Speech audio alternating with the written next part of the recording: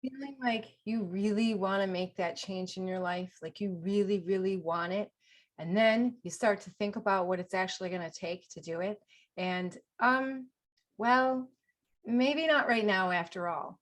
If this happens to you, then this is resistance keeping you in a lower frequency. My name is Christine Dostie. I'm a consciousness coach and an energy healer, and I'm here today to talk to you about all things resistance. So, what is resistance actually? Well, it is that thing that pops up the exact moment that you decide to make a choice, to make a change, to do something different, transformation in your life. And it is the ego trying to clap you back down into your default programming where it feels that you are safe and wants you to just survive and not thrive. And so basically what happens is that you get really uncomfortable and your mind starts throwing up all sorts of things at you, and where you are feeling not great and having gotten to a place where you were ready to make a choice and move on, and then that envisioning that gap, the space between, and at the end, that's who you want to be and what you want out of your life.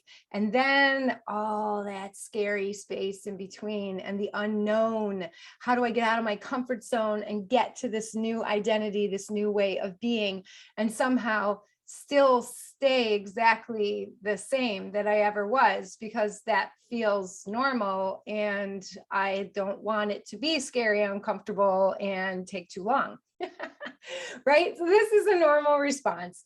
It is, as I said, it's neural pathways, it's your subconscious programming, it's your ego. And since you were born, you've been creating these neural pathways, and that's your default programming. And it wants you to survive, and it wants you to feel loved, and it wants you to fit in. And all of those things, although what ends up happening is because it's 1 year zero to age 7, it's a little child's mind that doesn't understand the bigger picture of what's going on and is overwhelmed with the, abundance of stimulation from its environment and trying to process with an unformed brain and understand what's happening. And so it comes to faulty conclusions. And the tricky part is that those faulty conclusions become contracts and agreements and beliefs that you have with yourself about who you are and what the world is and what your place in it is. And if you don't change those consciously, then you will run that programming forever until you die, right? So because you can't be in one state or another state, eventually you have to choose. This is the process of transformation, but it's also called individuation.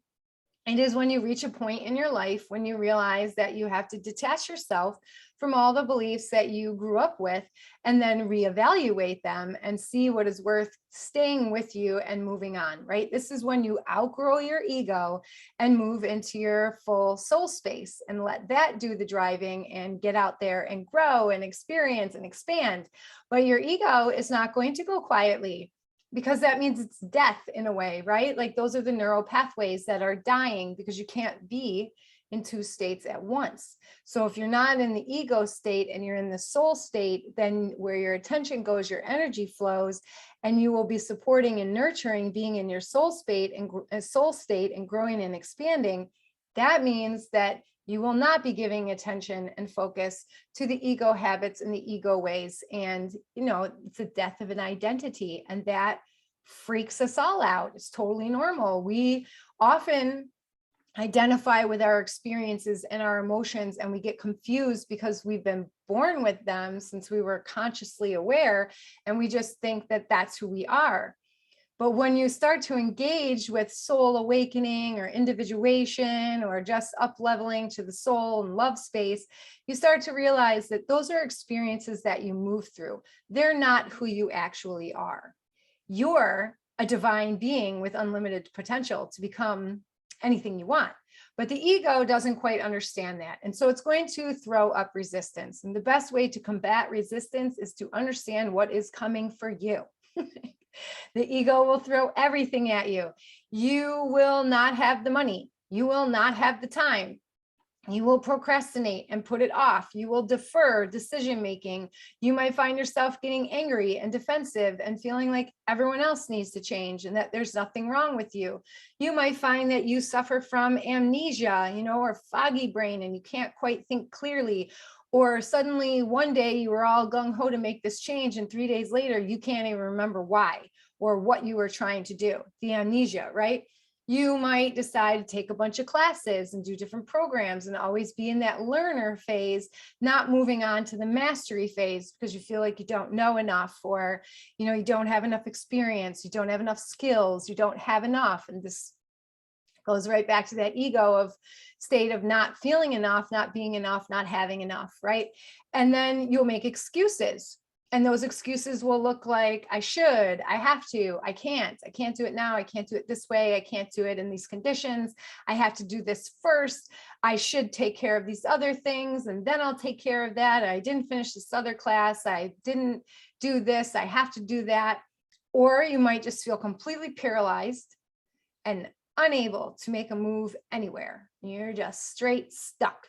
You can't move forward. You can't move backwards. No sideways, no nothing. You just are, I don't know what to do, paralysis, right? Which goes with that saying analysis by paralysis, because oftentimes there's too much thinking going on. You're too much in your headspace. You're trying to analyze the pros and cons, do your risk assessment, see if this benefit structure is worthwhile. And you're doing so much in your brain, in that ego space, when your soul is just like, take imperfect action and do it anyway. Like, take the fear with you, pick it up and go. We don't need to be doing all this. But we're talking about resistance right now. So that is what the resistance looks like. And you might also be like really disorganized. And if you need, legal papers or certain documents and you can't find them, you can't seem to get it together, you can't seem to meet the deadlines, right? You can't seem to do the basic things.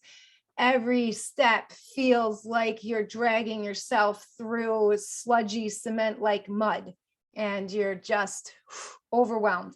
And oftentimes that will be enough to keep you in that low level, that low frequency state, that ego state, fear state, where you won't be able to move out and get up to the soul space state, where it's just love and unconditional love and all the opportunities that are available to you. So here are 3 ways that you can handle resistance. One is to just face it head on, honor it, give it some sacred space and time to just, exhaust all of its reasons and excuses about why you can't do it.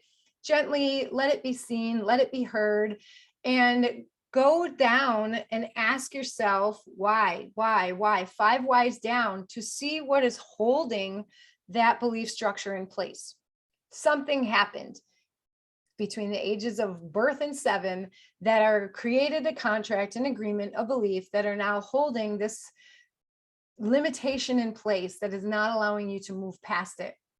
Oftentimes, getting a coach or a guide or a mentor will be extremely helpful with this, because we might be willing to go 1 or 2 whys down, but then after that, it's too dark, it's scary, we don't want to engage in the shadow work, and we will back ourselves right out and suffer from the amnesia or the anger or, one of the other forms of resistance that will pop up. But you got to be able to do the deeper digging in order to really get down to the root of what's happening.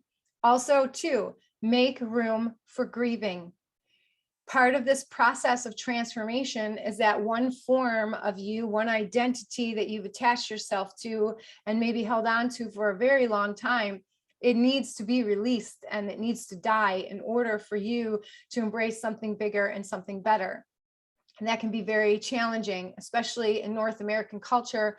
We don't deal with grief very well, and because we don't know how to process our emotions very well, and we're very afraid of our emotions, and we like to bury them down and not deal with them. But when we're engaging with resistance in the process of leveling up to a higher frequency, then there is going to be a certain element of death and dying and grieving that comes with the transformation process. So if you prepare yourself for it and make some space for it and some compassion and forgiveness for yourself, it will ease the resistance. And third, for easing the resistance is that we need to focus on the boundaries. Oftentimes you got into the low frequency states because your boundaries are not good. They're not stable, they're not healthy, they're not nurturing, they're not supportive of expansion and growing into something bigger. So looking at your boundaries, creating healthier boundaries, and with the boundaries, start small. You know, a lot of this resistance is because you see yourself here and you want to be, you know, here in this higher frequency, and the gap between seems just so utterly overwhelming that you're defeated and all the resistance comes up. But the easiest way to close that gap is just one foot in front of the other. Imperfect action creates small actionable steps that feels okay, like a little bit out of your comfort zone, and take that step, and then don't go back. Hold that space until it feels normal. Then take another step and hold that space until it feels normal. And the first couple of steps are going to be awkward. They're going to be uncomfortable. It's going to be hard and challenging. But the more practice that you take with that, the easier it's going to get. And then before you know it, the resistance will ease and you will be raising your frequency in no time.